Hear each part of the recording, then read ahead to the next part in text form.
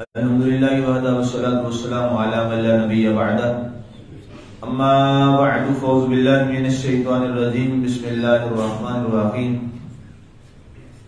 لا يسمعون فيها لغوا ولا كذابا جزاء من ربك عطاء حسابا رب السماوات والارض وما بينهما الرحمن لا يملكون منه خطابا.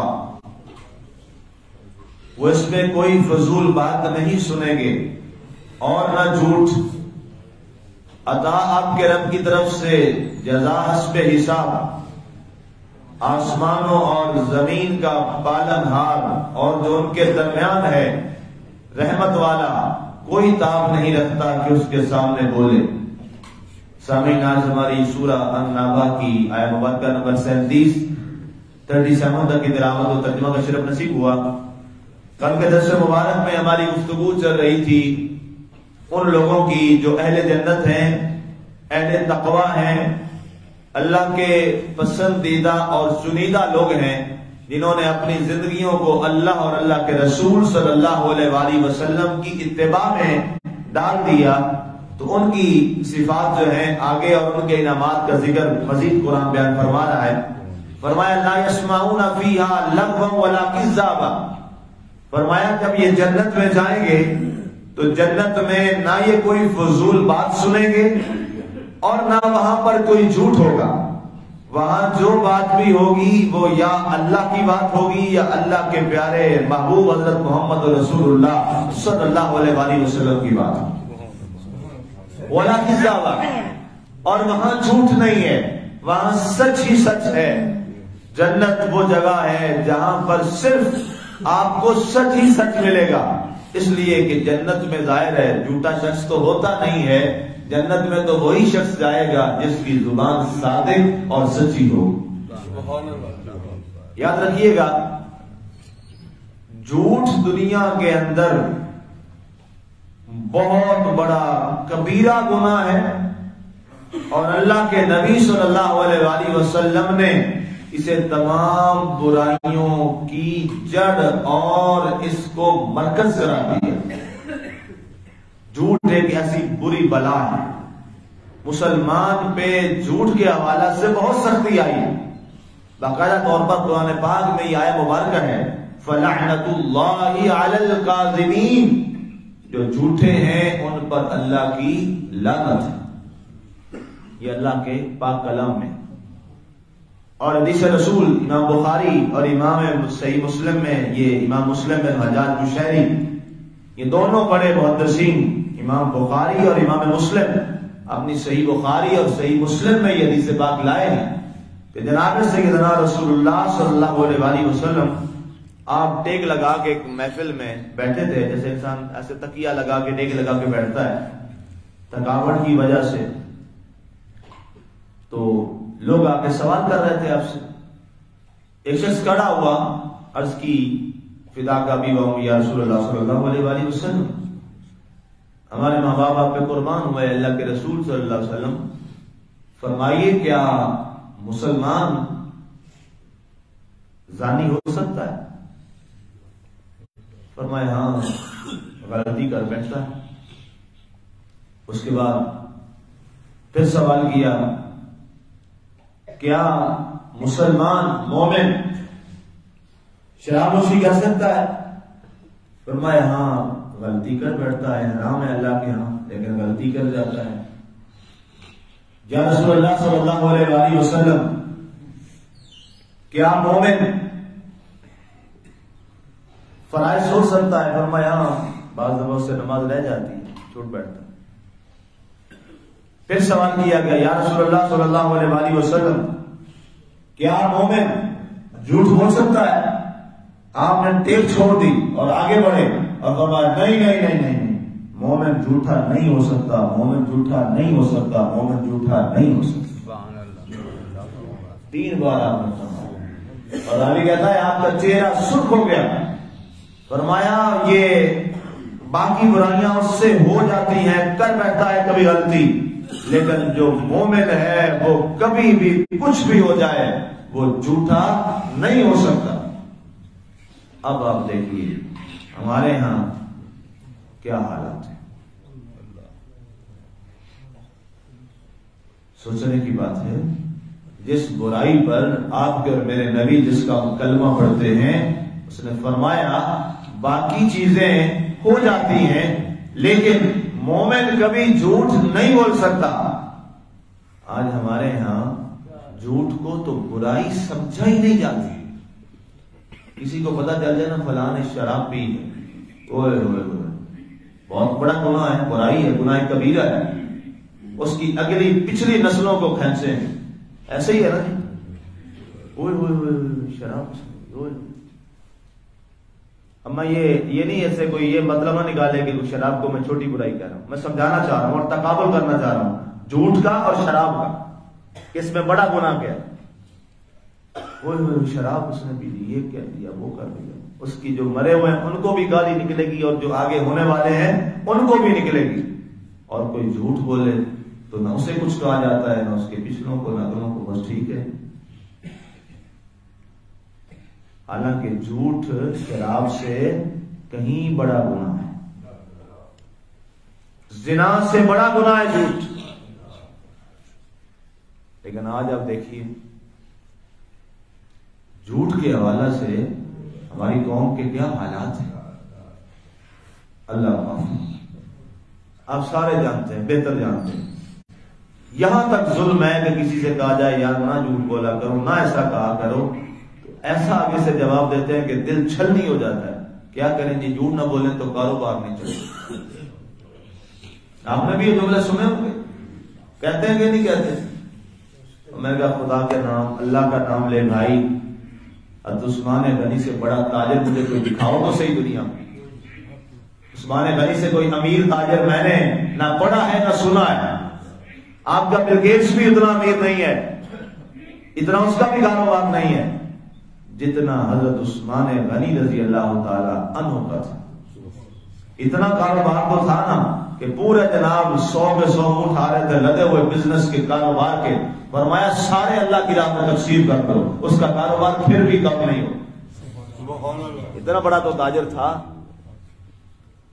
مدینہ منورہ کے جو بڑی بڑی جگہیں ساری, یہ ساری یہودیوں کے پاس تھی, مسلمانوں کی یہ جگہ نہیں تھی. یہ یثرب کے اندر سارے یہودی آباد تھے, یہ ساری زمینیں یہودیوں کی تھی. اور وسلم اشارہ فرماتے گئے یہ جگہ کوئی خرید دے میں اس کو جنت میں جگہ دیتا ہوں. عثمان غنی کھڑے ہوئے, یا رسول اللہ میں خرید کے دیتا ہوں.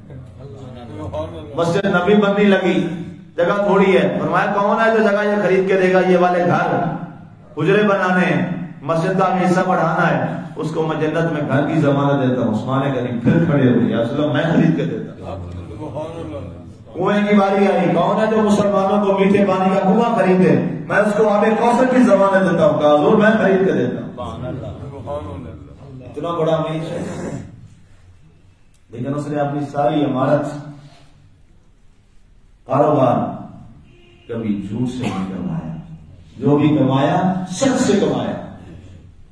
آج مسلمانوں کے اتنے ہمارے اتنے گھٹیا عقیدے ہو گئے, ہم اتنا گھٹیا سوچ کے مالک اور اتنی سٹی سوچ پہ آ گئے کہ جی جھوٹ نہ بولیں تو کاروبار نہیں چلتا. آئے افسوس مسلمان, تجھے سچ کی قدر نہیں ہے. تو سچ کی طرف آ کے دیکھ, اللہ فرماتا ہے سچ کے ساتھ اللہ ہوتا ہے, جھوٹ کے ساتھ شیطان ہوتا ہے. شیطان کے ساتھ چل کے معاملہ سیدھے کرتے ہو, اللہ کے ساتھ چل کے معاملہ سیدھے نہیں ہوتے. آج جناب باقاعدہ طور پر وتیرہ بن گیا ہے جھوٹ کو, اور یہاں تک میری قوم کا حال ہو گیا ہے کہ اب جھوٹ کو برائی سمجھا ہی نہیں جاتا. حالانکہ آپ سمجھ گئے حدیث کو, یہ جو حدیث میں نے آپ کو بتائی ہے اس حدیث کو آگے لوگوں تک بتائیں, اس حدیث کو پھیلائیں لوگوں میں. آپ کے لیے بھی صدقہ جاریہ ہوگا. ہو سکتا ہے آپ جس کو سنائیں جو یہاں نہیں پہنچ سکا یا میری آواز اس تک نہیں پہنچ سکی, آپ اس کو آگے بتا دیں گے. اگر وہ بدل گیا تو اللہ آپ کو بھی اجر عظیم عطا فرمائے. ایک مسلمان کی زندگی جھوٹ سے بچ جائے گی. آج ہمارے ہاں اب تو یہ حال ہے کہ اتنا جھوٹ کی عادت پڑی, اتنا عادت پڑی کہ اب بغیر کسی فائدہ نقصان کوئی بھی نہیں ہے جھوٹ بولنے. حالانکہ مسلمان, اس کی اولاد, وہ بچے, سب کچھ جو بھی ہے وہ کبھی جھوٹ نہیں بولتے. آج یہاں تک ستم ظریفی ہے کہ ہم اپنی اولاد کو بچپن سے جب ان کی تربیت کرنی ہوتی ہے ہم ان کو جھوٹ سکھا رہے ہیں. وہ ہمارے استاد گرامی بڑی بات فرمایا کرتے ہوتے تھے, آگے اب ہم لوگوں کو وہی بات کرتے ہیں, آج آپ کو بھی وہی کرنے لگا ہوں. یہی سکھتا ہوں, اس کو دروازہ بجائے بیل دے تو آپ اس کو نہیں ملنا چاہتے تو باپ کہہ رہا ہوتا ہے جاؤ بیٹا کہہ کے آؤ, پاپا گھر پہ نہیں. جی تو بتائیں آپ نے بیٹے کو کیا سکھایا؟ اب بچے کے لیے وہ تو دیکھیں جو بچہ ہوتا ہے معصوم ہوتا ہے وہ تو ایک صاف پلیٹ ہوتی ہے, صاف سلیٹ ہے, صاف تختی ہے, اس پر جو لکھتے جاؤ گے وہ پکا ہوتا چلا جائے گا. اب ہمیشہ کے لیے بچے کے ذہن میں ایک بات ہو گئی کہ خلاف حقیقت بات ہم کر سکتے ہیں کیونکہ مجھے پاپا نے کہا. اب وہ بچہ بھی کیا کرے گا؟ جھوٹ بولے گا, وہ جھوٹ بولے گا. اس لیے خدا را اگر پہلے غلطیاں ہو گئیں اللہ سے توبہ کیجئے اور آئندہ سچ کا راستہ اختیار کیجئے. سچ بڑی طاقت ہے, سچ بڑی قوت ہے. سچ میں آپ کو شرمندگی نہیں ہوتی, سچ میں ندامت نہیں ہوتی, سچ میں سر نہیں جھکتا. سچ سچ ہوتا ہے, حق حق ہوتا. سانچ کو کبھی آنچ نہیں ہے, سچ کبھی جو ہے اس کو شرمندگی نہیں اٹھانی پڑی. اگر ہم اپنی زبانوں کو سچا کر لیں یقین کریں ہمارے 90% مسائل تو اسی میں حل ہو. ہمارے پورے معاشرے کی جو حالت ہے اور آج یہ جو سارا دنیا رو رہی ہے, اکثر میں کئی دفعہ یہ بات کرتا ہوں, اور ہمارے ملک کے مسائل یہ کرپشن, یہ بنا دوسری چیزیں, یہ جس کی طرف کوئی آ نہیں رہا, یہ نہیں ہے. ہمارے ملک کی اصل جو سب سے بڑی بیماری ہے جس پر کوئی بات ہی نہیں کر رہا, اس کی اصل جو بیماری ہے وہ ہماری اخلاقی بربادی ہے, تباہی ہے. ہمارے اخلاق کا جنازہ نکل چکا. نہ سچ, نہ امانت, نہ دیانت, نہ صداقت, نہ شرافت. ہمارے یہاں یہی جس دن قوم کے اخلاق اچھے ہو گئے اور قوم اپنے مینرز میں اور اخلاقیات میں سچی ہوگی, یقین جانیے گا سب سے اچھی قوم ہم بن جائے. حالانکہ یہ ہماری پہچان. مدینہ منورہ میں گئے تھے نا صحابہ کرام, کوئی تھا کچھ پاس تھا؟ کچھ بھی نہیں تھا. سارا سامان تو مکے میں چھوڑا ہے, وہاں سے تو جان بچا کے نکلے, بس حکم ہوا حضرت کا چھوڑ دو ہر چیز, وہی چھوڑ کے واپس آ گئے مدینہ منورہ آ کے یہاں بیٹھ گئے. لیکن انہوں نے حق اور سچ کو اپنایا. اللہ تعالیٰ نے انہی لوگوں کو کیسا مدینہ کا درس ٹیبل فرما دیا تھا. کیا تھی ان کی تربیت بڑی باکمال تھی, ان کے مینرز بڑے باکمال تھے, وہ سچے لوگ تھے. اللہ نے سچوں کو ترقی عطا فرمائی. تو یہ جنت کیا ہے؟ جہاں نہ جھوٹ ہے نہ جھوٹا شخص ہے, وہاں سچی باتیں اور سچ اور نہ فضولیات. جزا من ربک عطا حسابا, فرمایا یہ آپ کے رب کی طرف سے تمہیں عطا ہے اور حسب حساب اس نے تمہیں بدلہ دیا ہے. اے اہل جنت, اس نے تمہیں بدلہ اور جزا دیا ہے نیک کام کا, سچ کا. رب السماوات والارض, وہ آسمانوں اور زمین کے درمیان جو ہے سب کا پالنے والا ہے. یاد رکھیے گا, ہمیں آپ کو ہم سب کو پالنے والا کون ہے؟ اللہ تعالیٰ ہے. لوگ جھوٹ اس لیے بولتے ہیں نا پیٹ کے لیے, اس کا مطلب ہے یقین نہیں ہے. یقین پیدا کر لو, یقین پیدا کر لو. قرآن کہہ رہا ہے رب السماوات والارض وما بینہما, فرمایا زمین و آسمان اور جو اس کے درمیان ہے سب کا پالنے والا کون ہے؟ اللہ ہے. پالتا اللہ ہے. بعد میں بھول جائیں تو الگ بات ہے. پالنے والا اللہ ہے, پالنے والا اللہ ہے. اور وہ پھر جس سے چاہے پلوا لے. آپ بتائیں وہ کتنا عظیم پالنے والا ہے کہ ماں نے تو دریا میں پھینکا تھا نا.